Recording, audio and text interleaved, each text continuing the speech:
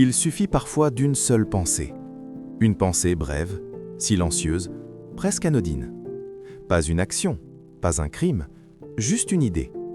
Et pourtant, cette pensée peut suffire à faire basculer toute une vie. Car ce ne sont pas toujours nos actes qui nous trahissent en premier.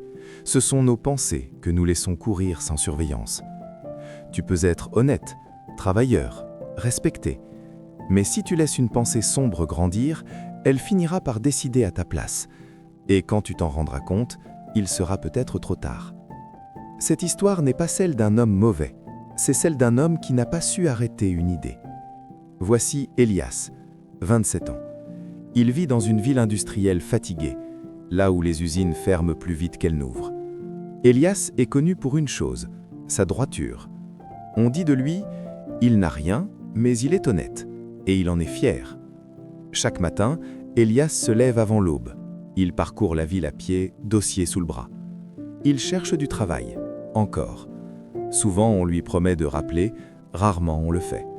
Il rentre chez lui fatigué, mais la conscience tranquille. C'est tout ce qu'il possède encore, sa réputation. Un soir, alors que la pluie commence à tomber, Elias croise une femme âgée, élégante mais visiblement épuisée. Elle tient une valise ancienne, lourde. Ses mains tremblent. Elle lui demande de l'aide, juste pour traverser la ville jusqu'à la gare. En échange, elle promet une récompense modeste. Elias accepte sans hésiter. La valise est lourde, très lourde. La femme explique, ce sont de vieux livres. Arrivée à un premier carrefour, elle lui tend quelques pièces. Peu, presque rien. Elias pourrait refuser. Il ne le fait pas. Il continue, parce que c'est ce qu'il est. Il traverse un pont au-dessus d'un canal sombre. La femme s'arrête. Elle regarde Elias droit dans les yeux. « Tu pourrais partir maintenant », dit-elle. « Tu ne verrais personne. » Elias est surpris, presque vexé. Mais il répond calmement. « Je vous ai donné ma parole. » Ils repartent. Alors qu'ils marchent, Elias remarque les détails de la valise. Les serrures solides, le cuir ancien. Une pensée traverse son esprit. Et si ce n'était pas des livres? Il la chasse immédiatement. Mais la pensée est plantée. Plus ils avancent, plus la valise semble lourde. La femme ralentit volontairement. Elias commence à imaginer.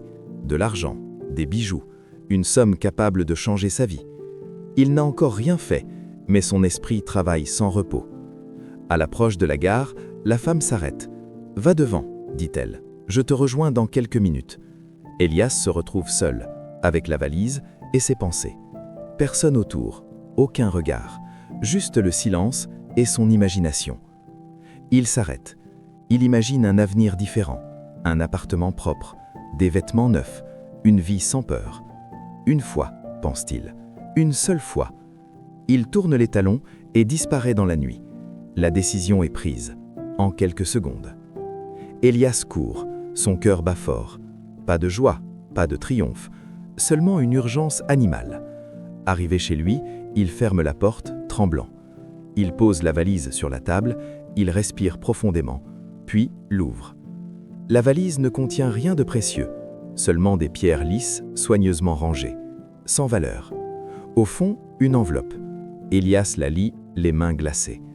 La femme était la directrice d'une fondation, chargée de choisir un gestionnaire honnête pour un héritage immense. La lettre est claire. La richesse n'était pas dans la valise, elle était dans la confiance. Tu avais été observé pendant des mois. Ta réputation t'avait précédé. Tu as échoué, non par tes actes passés, mais par une pensée que tu as laissée devenir une décision. Elias s'effondre. Il n'a pas seulement perdu une opportunité, il a perdu quelque chose de plus profond, la certitude d'être droit. Personne ne saura jamais ce qu'il a fait, mais lui, il le saura, et cela suffira à le hanter. Elias n'était pas malhonnête, il n'a pas été vaincu par l'argent, mais par une pensée non maîtrisée. Une pensée qui s'est répétée, amplifiée, justifiée, jusqu'à devenir une action. Tout commence toujours ainsi. Une pensée, qui devient un dialogue intérieur, puis une décision, puis une habitude, et un jour, une destinée que l'on n'avait jamais voulu. Les pensées sont des graines. Certaines donnent de la paix, d'autres du poison. Si tu n'es pas attentif à ce que tu laisses germer, tu récolteras quand même, mais pas ce que tu espérais. La discipline n'est pas seulement dans les actes, elle commence dans l'esprit. Contrôler ses pensées, c'est protéger son avenir. Ce que tu refuses de nourrir aujourd'hui ne pourra jamais te détruire demain. Sois patient, sois vigilant.